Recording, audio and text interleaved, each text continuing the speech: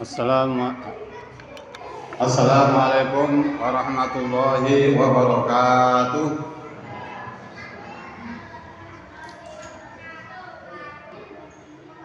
Alhamdulillah, alhamdulillahil wahidil qahhar. Asyhadu an la ilaha illallah wa asyhadu anna Muhammadan abduhu wa rasuluhu minal khalaiqi wal bashar. Alladzi balagha risalatahu minal laili wan nahar. Qala Allah Ta'ala fi kitabil Qur'an. A'udzu billahi minasy syaithanir rajim. Bismillahirrahmanirrahim.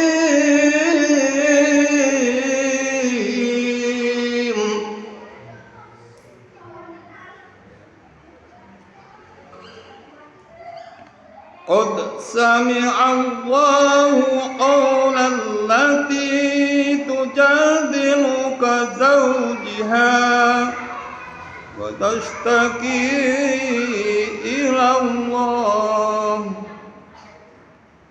wallahu sami'un tujawirukuma innallaha sami'un basir. Sadaqallahul adzim wa sadaqa Rasulullah Muhammad sallallahu alaihi wasallam. Para bapak, para ibu, para saya jamaah salat Isya dari Masjid Al-Asy'ari Mangkuitan Wetan, Kelurahan Purwosari, Kecamatan Lawian, Kota Surakarta, ingkang tansah dipunmulyakaken dening Allah Subhanahu wa taala. Saderengipun kita lajengaken monggo kita sesarengan mujahaken muji syukur dumateng ngarsanipun Allah Subhanahu wa taala ingkang sampun maringi pinten-pinten kenikmatan, pinten-pinten rahmatipun. Alhamdulillah wonten ing dalu menika kita tasih dipun paring kesehatan lahir, kesehatan batin, sehingga kita saged nindakaken saratipun dawuhipun Allah Subhanahu wa taala inggih menika salat Isya kanthi berjamaah wonten ing masjid.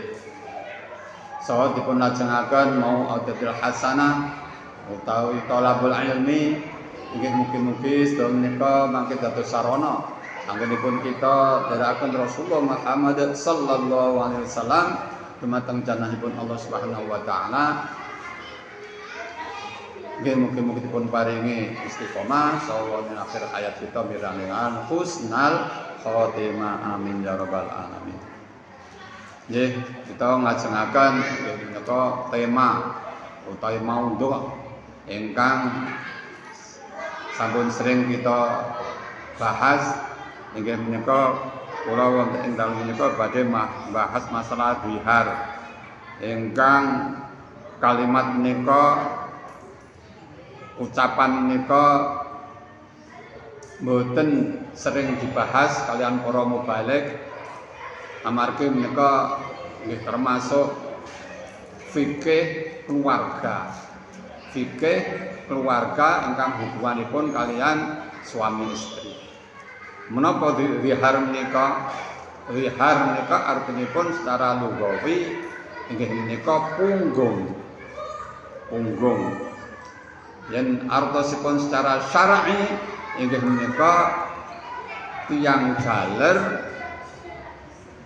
mengucapkan kalimat dhateng istrinipun, garwanipun kanthi ucapan-ucapan menyamakan keluarga mahramnya. Inggih menika ibuipun utawi sederekipun. Nah menika wonten Al-Qur'an ingkang sampun kula cicil, kula waos ingkang wonten ing ngajengan kula wau, inggih menika kita mboten saged menyamakan garwa kita menika kalian sederek kita, kalian anak kita, kalian ibu kita, walaupun muhrim lah. Nah, terus hal yang semacam ini rikala zaman rumiyin pernah terjadi nggih zaman Rasulullah Muhammad sallallahu alaihi wasallam menika menimpa dumateng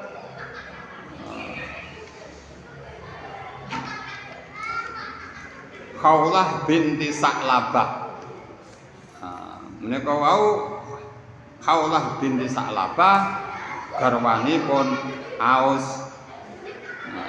Menika piyambakipun mengucapkan Aus menika dumateng garwanipun, sliramu ki kok persis karo ibuku. Lambeane, gayane. Kados ngaten menika kan seakan-akan kan ucapan yang tidak disadari dan juga tidak menyakitkan orang lain, tidak menyakitkan seorang istri, tapi ini adalah termasuk perbuatan zihar. Nah, hukumanipun jazaipun napa? Sefek hukumipun masalah-masalah ingkang kados ngaten menika wau kados pundi kelanjutanipun kehidupan di dalam rumah tangga. Menika wau wonten ing Al-Qur'an sampun sampai disebutaken inggih menika tidak boleh berkumpul atau mengkumpuli istrinya sebelum membayar diyah, denda, kifaroh. Napa? Memerdekakan budak atau menyantuni 60 orang miskin. Kalau tidak bisa, tidak mampu, inggih menika wau siyame napa? Mboten sak jam 2 jam sedina, 2 bulan berturut-turut. Aboten niku? Poso sak wulan Ramadan wis apa jenenge nguat-nguat nggih. Apa meneh napa sampai poso 2 bulan berturut-turut gara-gara ucapan-ucapan ingkang kados ngaten menika. Saking pihak istri nggih sematen ugi nggih to menyamakan, Mas, sliramu kok persis karo anakmu. Nah, ngoten niku kan ucapan-ucapan yang tidak disadari tapi mengandung sifat hukum yang berat. Pramila monggo kita anggenipun kita belajar mengkaji ilmu fikih menika kathah sanget hal-hal ingkang sensitif hubungan kalian keluarga nggih. Lajeng kita tidak menyadari bahwa itu adalah merupakan satu pelanggaran ingkang serius dan juga berat, karena hukumannya kafaratnya itu antawis kalau wau inggih menika memerdekakan budak atau menyantui 60 orang miskin atau juga berpuasa 2 bulan berturut-turut. Wonten ing mriki disebutaken qad sami'allahu qaulal lati tujadiluka zaujiha wa tashtaki ila Allah wallahu sami'un tujawurakuma innallaha sami'un basir. Alladzina yudhahiruna minkum min nisaihim ma hunna min ummahatihim. Lajengipun ayatipun menika wau ayat pertama surat Mujadalah atau Mujadilah ayat pertama sampai 4 ayat. Pak insyaallah mangke kita badhe melanjutkan menapa ingkang dados dasar-dasar hukum kita wonten ing hukum fikih. Hukum fikih menika nggih dasaripun wonten Al-Qur'an, wonten hadis. Kados Rasulullah Muhammad SAW inggih sampun dawuh, innallaha thayyibun yuhibbut thayyiban. Innallaha sak temene Allah Subhanahu wa taala iku thayyibun yuhibbut thayyiban, remen dumateng sedaya perkawis ingkang sae. Napa perkawis ingkang sae? Nggih termasuk shalah bawa muna muni, termasuk daharan, termasuk arta, ingkang sampun kita peroleh dari hasil keringat kita sendiri, itu kita nggih kedah menguji iki duit iki halal apa setengah halal apa haram, bagaimana cara mencarinya. Kalau duitnya ini jelas duit cetakannya pemerintah, cetakannya negara, nggih halal. Tapi dari mana kita memperoleh? Nah, menika wae ingkang dados permasalahan.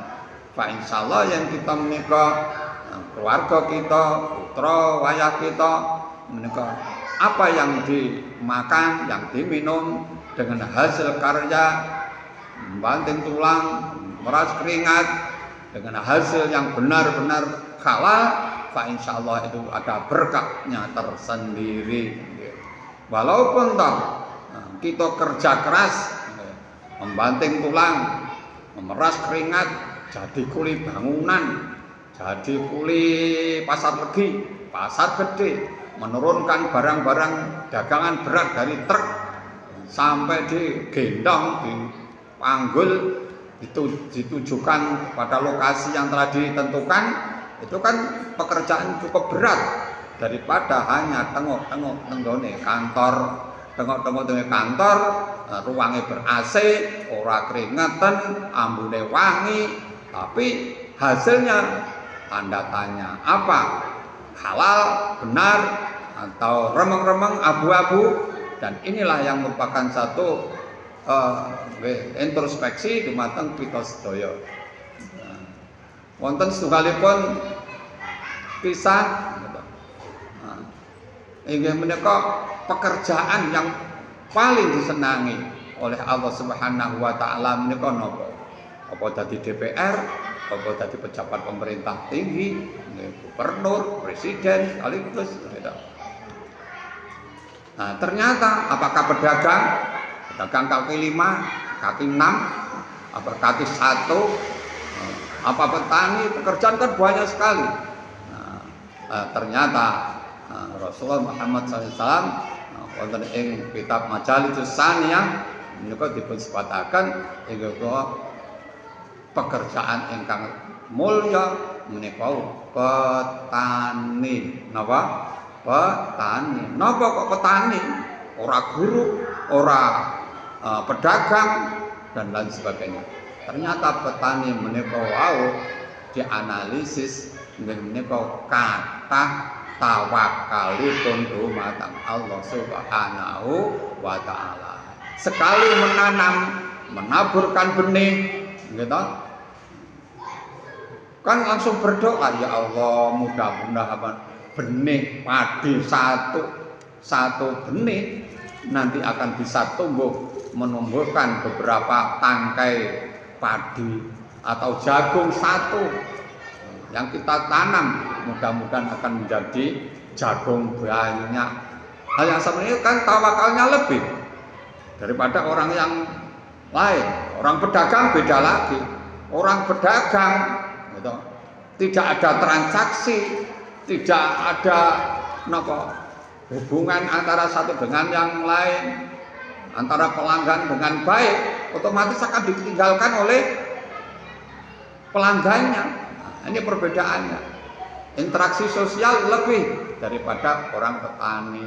Orang petani begitu nanam tinggal turu, gitu, tinggal selawatan, maca Quran, berdoa dumateng Allah Subhanahu wa taala, mudah-mudahan tumbuhannya apa yang ditanam akan menjadi banyak dan menghasilkan. Nah, ini perbedaan itu. Nah, kemarin beberapa hari yang lalu musibah yang dilanda saudara kita wonten ing daerah Sumatera Utara gitu. Itu karena akibat ulah manusia itu sendiri. Ternyata hutan-hutan belantara yang digunduli akhirnya ditanami kelapa sawit. Setelah diadakan penelitian itu jauh berbeda penyerapan air gitu. Hutan belantara seperti Gunung Merapi itu kan menyimpan air yang luar biasa sampai ke Solo, orang satu kota Solo minumnya dari air sana, air umbulnya juga dari Gunung Merapi itu. Kalau Gunung Merapi itu digundul, tidak ada pohon-pohonnya, mboten enten penyerapan air, tidak tahan, akhirnya bisa kekeringan orang kota Surakarta. Dilanda kebanjiran seperti yang ada di Aceh itu. Ketoke ditanami kelapa sawit itu akarnya hanya kurang lebih setengah meter, tidak bisa menyerap air, menyimpan airnya bablas terus sampai dilanda kebanjiran yang luar biasa. Wonten beritanyipun kurang lebih 900 lebih orang yang menjabat musibah seperti itu. Tapi semua itu menjadi pelajaran tadabbur dumateng kita sedaya. Kadang-kadang kita orang-orang Indonesia gampang lali. Eneng peristiwa ditunjuk ke Allah Subhanahu wa taala, sesuk wis lali. Alah hutang-hutangnya pemerintah sudah dibebaskan, tidak perlu bayar yang dilanda musibah itu. Akhirnya wong senang-senang dibangun lagi nantinya dalam waktu yang tidak terlalu lama, karena donasi-donasi dari negara-negara lain masuk ke Indonesia, ke Aceh, ditumpah ruahkan di Aceh, akhirnya akan dibangun dengan begitu megahnya. Itu sudah lali, gunungnya digundul. Nah, hal yang semacam ini akan mengakibatkan kesengsaraannya orang-orang petani, orang Jakarta yang berdasi begitu kepet-kepet di kantornya yang AC dengan enaknya, tapi yang imbasnya masyarakat kecil pedesaan yang ada di Sumatera. Mugi-mugi sedaya menika wonten hikmahipun. Menawi menika ingkang saged kula aturaken wonten ing dalu menika, mugi-mugi kita dipun paringi kesabaran, selalu berdoa dumateng sedherek-sedherek kita ingkang wonten Aceh, ingkang dipun landa musibah, ingkang seda mugi-mugi nggih termasuk meninggal mati syahid gitu. Saha ingkang dipun tinggalaken inggih menika dipun paringi kesabaran. Kita menawi wonten sekedhik menapa saged donasi-donasi kita berikan, sekolahan-sekolahan mengumpulkan donasi demi Aceh, Sumatera Barat, Sumatera Utara. Kemudian sikap semanten akhir kalam monggo kita akhiri kanthi wasan kafaratul masjid. Bismillahirrahmanirrahim. Subhanakallahumma wa bihamdika asyhadu an la ilaha illa anta astaghfiruka wa atubu ilaik. Walhamdulillahi rabbil alamin. Wassalamualaikum warahmatullahi wabarakatuh.